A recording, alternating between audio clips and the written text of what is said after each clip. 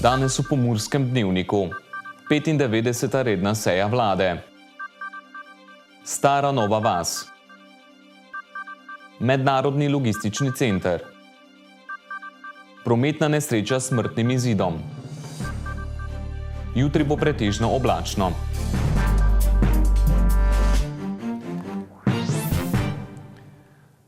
Spoštovane gledalke, cenjeni gledalci, lepo pozdravljeni. Vlada je na četrtkovi seji sprejela novelo zakona o zagotavljanju finančnih sredstev za investicije v športno infrastrukturo in izhodišča za pripravo zakona o kakovosti v zdravstvu. Določila je tudi izhodišča za sklenitev sporazuma o poteku mediacije za reševanje stavkovnih zahtev glavnega stavkovnega odbora Fides in za podpredsednika vlade imenovala ministra Mateja Arčona. Vlada je imenovala Mateja Arčona, ministra brez rezorja, pristojnega za področje odnosov med Republiko Slovenijo in avtohtono slovensko narodno skupnostjo v sosednjih državah ter med Republiko Slovenijo in Slovenci po svetu za podpredsednika vlade Republike Slovenije. Danes sem bil imenovan za podpredsednika vlade Republike Slovenije. To funkcijo želim opravljati s odgovornostjo, resnostjo in seveda z zavedanjem, da je pred nami težko obdobje velikih izzivov. Sam v vladi bom pokrival področje komunikacije. Mi želimo samo čim bolj strukturirano komunicirati, zato bo tudi moja osnovna naloga, da boste vse ključne informacije večinoma po seji vlade dobili in da se bodo določene teme, ki bodo na sejah selile k posameznim ministrom. Vlada pa se je tudi seznanila s poročilom o izvajanju evropske kohezijske politike za obdobje 2014-2020 in za obdobje 2021-2027, ki opisuje stanje evropske kohezijske politike v teh programskih obdobjih. Z velikim veseljem lahko povem, da smo s koncem leta 2023 kot ena bolj uspešnih držav v Evropski uniji zaključili programsko obdobje 2014-2020. Izkoristili smo vsa razpoložljiva evropska kohezijska sredstva, namenjena ljudem, gospodarstvu in bolj enakomernemu regionalnemu razvoju.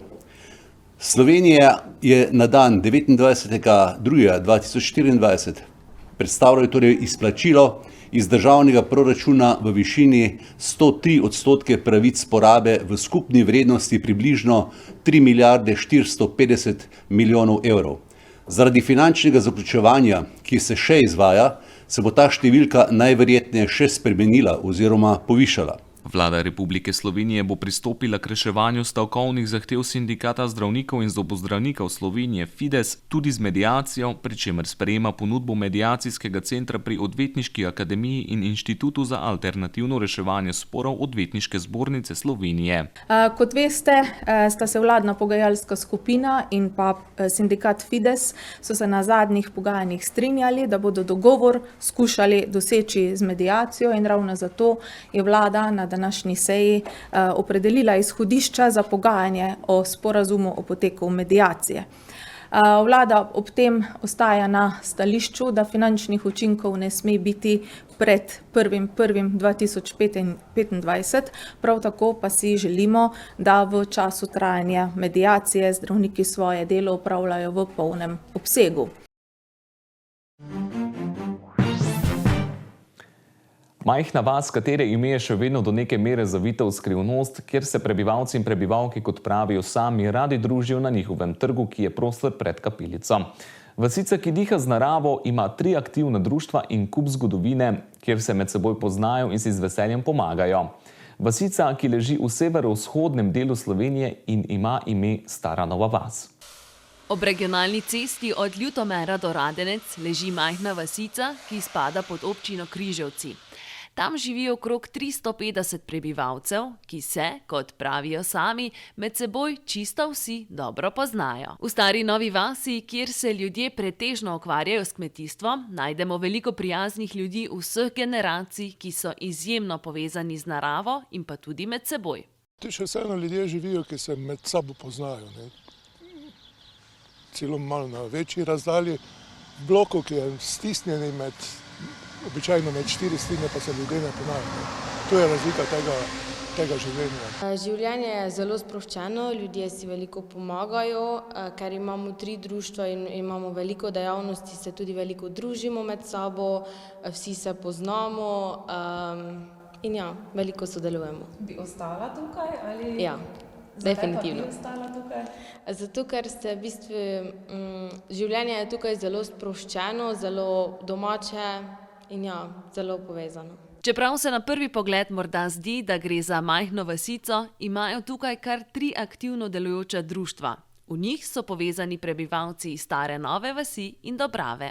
Rdeči križ ima 97 članov v naši vasi, Stara Nova vas pa Dobrava, pa 73 krvodajalcev. Je pa že 74 let, je že Rdeči križ tu deluje. Zraven svojih članov imajo tudi 10 bolničarjev, ki se vsako leto udeležujejo regijskih tekmovanj. Bili so tudi že na mednarodni vaji prve pomoči. Ni pa to edino društvo, ki ga najdemo tam. Prostovoljno gasilsko društvo Stara Nova vas je ustanovljeno bilo leta 1905, tako da imamo naslednjo leto 120-letnico, se vabljeni na veselico, to je prvo, kaj je. Imamo 245 članov, od tega moram obvezno povedati 55 mladine, na kar smo zelo ponosni. Gasilski dom Dve kapelici, spomenik postavljen v spomin braniteljem slovenske samostojnosti, bunkeri, v kateri so se skrivali v Prvi svetovni vojni, bar na ovinku, znamenje trpečega Kristusa in igrišče, na katerem kraljuje športno društvo Stara Nova vas. Tu je bil en travnik, ena gospa je imela travnik in tu smo vzeli te kot mladinska organizacija v najem. Te smo začeli ručno delati, polagali smo kanole, urejali zemljišče. Tako da je dosti dela bilo, samo vse smo s prostovoljnim delom. Staro ali mlado, staro ali novo, to najdemo v vseh vaseh po Sloveniji. Zakaj je torej točno ta vasica dobila takšno ime? Zdaj nekega točnega zapisa, kaj se je zgodilo, zakaj je Stara Nova vas tako ime.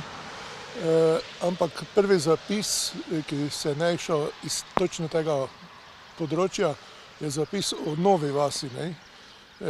In ta zapis je od leta 1443. Na začetku sta bili 2 vasi, večja, Nova vas, z 22 hišami in stražnim stolpom, in manjša, Stara vas, s 15 hišami. Ena anekdota, da je nekdaj en graščak, lastnik Nove vasi, dejansko založil, zakartal in se je na tak način priključila k Stari Novi vasi. Obe vasi sta imeli svoj grb. Trenutni grb je racak, ki je bil predhodno grb Stare vasi. Zaradi poplav je bilo na tem mestu namreč mokrišče, posledično je bilo tukaj veliko rat. In čeprav ni točno znano, od kje izhaja ime in katera anekdota je resnična, smo prepričani, da se bodo prebivalci in prebivalke Stare Nove vasi še dolgo družili na svojem trgu pred kapelico.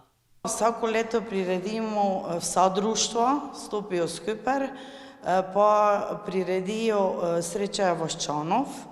To vedno naredimo soboto pred novim letom, pa te pridajo vaščani, pa se kaj skuha, pa družijo se. Tega več ne bi zamenjal, zelo dobro se počutim med ljudmi, ta narava, to vzdušje med sabo, to lokalno druženje, tako da odlično se počutim. In po čem je Stara Nova vas še znana? Po čudoviti Prleški govorici. Fajn se imamo. Tako, kot se bodo zagotovo še naprej imeli vaščani in vaščanke Stare Nove vasi. Živeli v sožitju z naravo in si še naprej med seboj pridno pomagali. Luka Koper in občina Beltinci sta prišli na pobudo za izgradnjo mednarodnega logističnega centra v Beltincih. Tudi na današnjem srečanju Sveta Pomurske razvojne regije je bilo govora o tem projektu. Več pa v novici.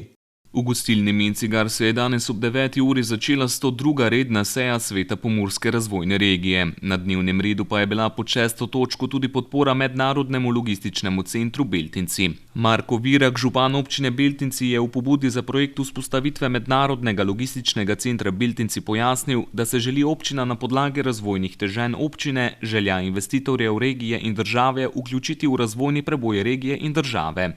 S to potezo želimo tudi državi pokazati in dokazati, da nam na lokalni ravni ni vseeno in da si želimo uspešno narediti še kako potreben razvojni preboj ne samo v naši občini, ampak tudi regiji in navsezadnje v državi. S širitvijo te cone bi se gospodarska cona vsebinsko in prostorsko zaokrožila ter predstavljala funkcionalno celoto gospodarskih dejavnosti, umeščenih na prometno najaktivnejši lokaciji v Pomurju in širše, pojasnjuje Virak. Kot je zapisano v gradivu, pobuda za širitev gospodarske cone in vzpostavitev projekta izhaja najprej iz prometne atraktivnosti lokacije, kjer že desetletja delujejo obstoječe dejavnosti. Vse skupaj je z industrijskimi tiri navezano na železniško postajo Lipovci, ob kateri se je razvila sedanja gospodarska cona. Cona leži izven naselij, obrobljata pa jo glavna cesta Murska Sobota-Beltinci na severovzhodu in regionalna cesta Lipovci-Križevci na jugovzhodu, ki se ob coni odceplja od glavne ceste. V odmiku približno 300 metrov od obstoječe cone pri severu poteka avtocesta Maribor-Pince, odsek Vučja-Vas-Beltinci, na katero je priključena omenjena glavna cesta. S prošnjo za podporo umestitvi logističnega centra Beltinci v prostor so se na Ministrstvo za gospodarstvo, turizem in šport obrnili tudi iz Luke Koper. V luči izvajanja logistične dejavnosti je v preteklosti Luka Koper preko hčerinske družbe postala lastnica 65 hektarjev kmetijskih zemljišč v bližini izvoza iz avtoceste. Zemljišče so posledica nakupnih aktivnosti v letih 2006-2008. Ciljna vsebina projekta so zaprte skladiščne zmogljivosti, usmerjene predvsem v distribucijsko dejavnost in povezana logistična opravila, vključno z večetažnimi in regalnimi skladišči. Znanih pa je tudi več podrobnosti o včerajšnji hudi prometni nesreči v Rakičanu, v kateri je življenje izgubil 32-letnik. Poglejmo si novico. Včeraj okrog 15. ure se je na regionalni cesti na relaciji Lipovci-Rakičan zgodila prometna nesreča, v kateri je umrla ena oseba. 32-letni voznik osebnega avtomobila, ki je vozil po navedeni regionalni cesti v smeri naselja Rakičan, ni vozil po desnem smernem vozišču glede na dovoljeno smer vožnje, ampak je brez vzroka zapeljal preko bele prekinjene črte na nasprotno smerno vozišče. To je storil v trenutku, ko je po nasprotnem smernem vozišču iz smeri Rakičan pripeljal voznik skupine vozil, vlečno in priklopno vozilo, državljan Poljske.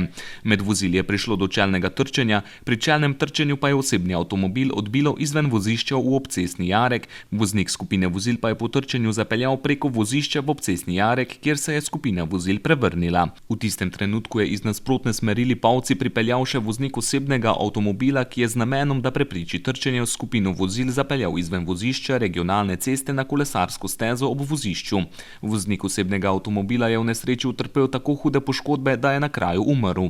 Ostala udeleženca prometne nesreče, voznik skupine vozil in voznik osebnega avtomobila, telesno nista bila poškodovana. Zaradi odstranjevanja posledic prometne nesreče je bila regionalna cesta zaprta do 22:00. Pokojni udeleženec je letošnja prva smrtna žrtev prometnih nesreč na pomurskih cestah.